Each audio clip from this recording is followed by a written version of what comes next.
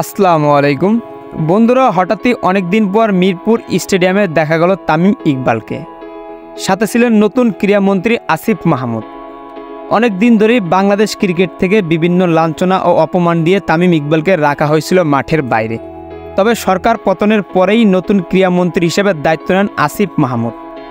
এরপরই ক্রীড়া অঙ্গনকে ঢেলে সাজানোর সিদ্ধান্ত নেন তিনি। এবার তারই ধারাবাহিকতায় মিরপুর ক্রিকেট স্টেডিয়াম ঘুরে থেকেছেন আসিফ মাহমুদ। তার সঙ্গে ছিলেন বাংলাদেশের ওপেনার তামিম ইকবাল।